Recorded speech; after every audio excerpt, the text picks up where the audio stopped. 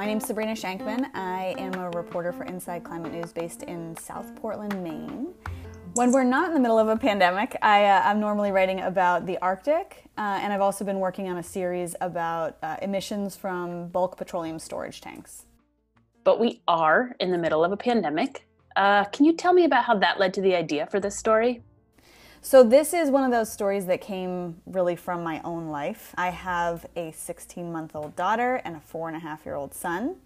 And so I think all the time about how to talk to my son about what I do. You cannot tell a 4.5-year-old about the realities of climate change, but I find ways to talk to him about it. So that's always in the back of my head. And then I found that as this response to coronavirus was happening, I was having the same thoughts. You know, how to explain to him why he can't go to school anymore. How to explain to him why we can't go do things or see people or you name it. I was struck by this, like when it comes to these big, scary ideas, like when the very earth below your feet is shaking, how do you explain that to a small child in a way that doesn't paralyze them? I used my job as an excuse to figure it out.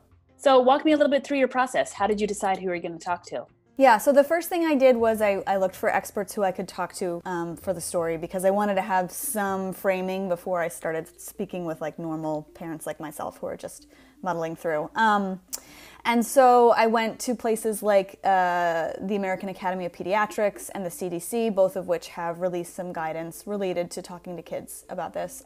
I found the parents a couple different ways. The first thing I did, I'm involved in a couple mom groups on Facebook that are Maine-based, around where I live. And I put a question up. I just said, look, I'm a reporter for InsideClimate News, thinking a lot about the connection between how I'm talking to my kids about COVID-19 and how I talk about climate change. Curious if anybody else is having these thoughts too. I have spent an enormous amount of time on the phone working on this story because people want to talk about the issue and then one thing leads to another and you just kind of keep talking. All these parents are really, they don't know what they're doing. None of us do, but they all were figuring it out.